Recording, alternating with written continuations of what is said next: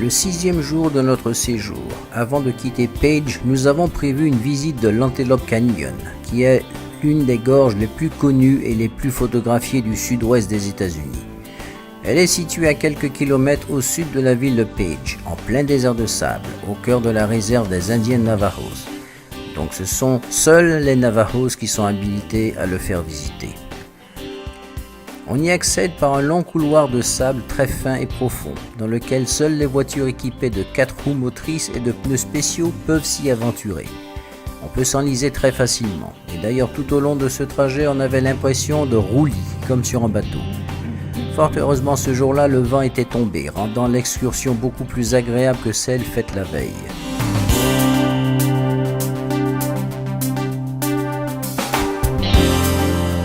Nous faisions partie d'un petit groupe de photographes avec un guide qui devait nous donner des conseils sur les coins les plus intéressants à photographier et filmer.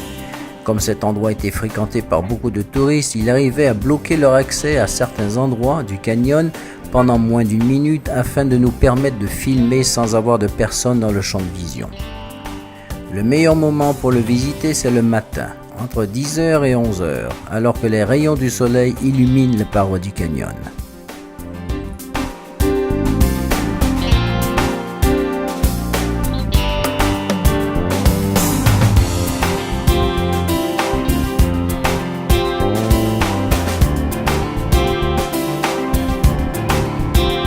Une gorge creusée dans le grès par l'eau et le vent, dont les couleurs spectaculaires laissent rêveur.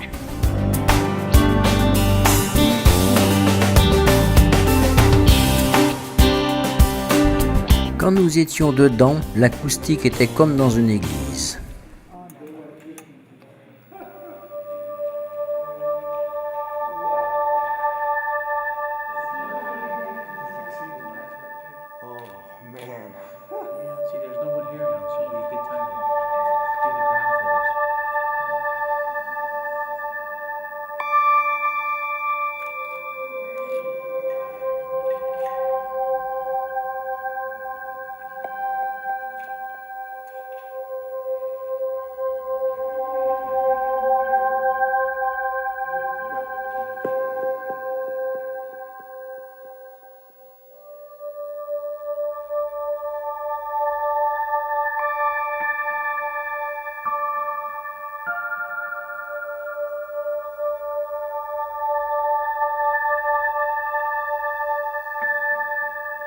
Les photos au flash n'étaient pas recommandées, car la lueur du flash écrasait tous les jeux de lumière que formaient les rayons du soleil.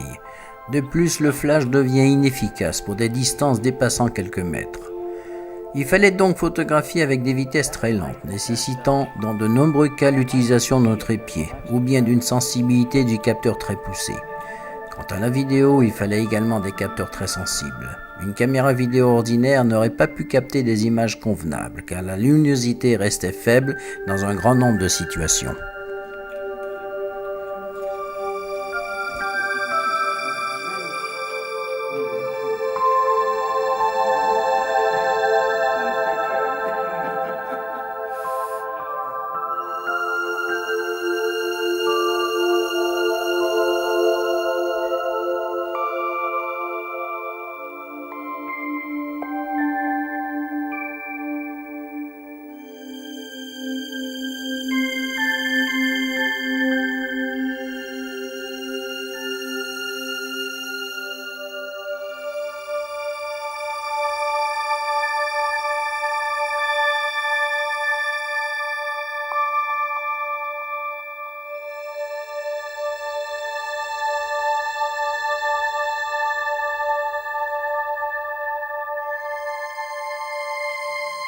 Ce canyon fait environ 1 km de long.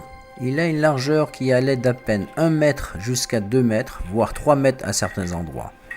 À partir de 10h30, le soleil commençait à être suffisamment élevé pour que ses rayons plongent dans les profondeurs du canyon. Ces rayons seront de plus en plus présents pendant la suite de la visite.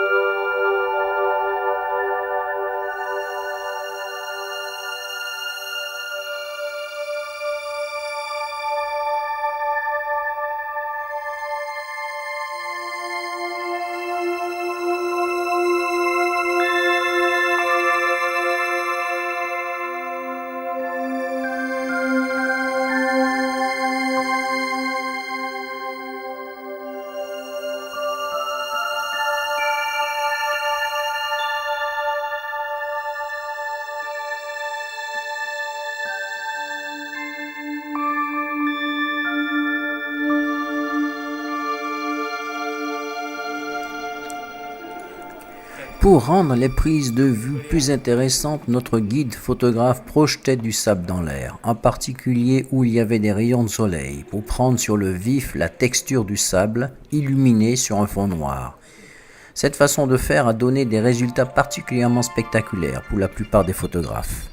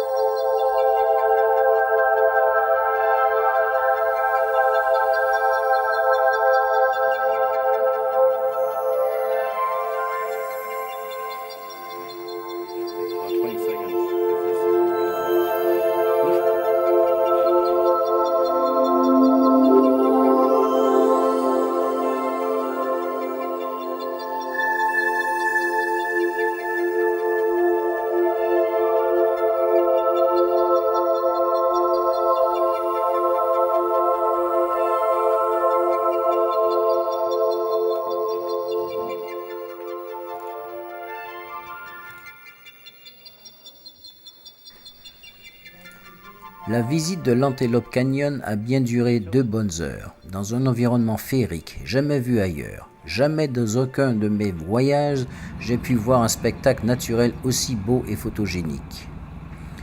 Nous sommes sortis par le même endroit que celui utilisé pour entrer. En fait, il n'y a qu'une seule issue pour accéder à ce canyon. On reprend la route du retour, empruntant toujours ce chemin de sable qui est la seule route d'accès au canyon.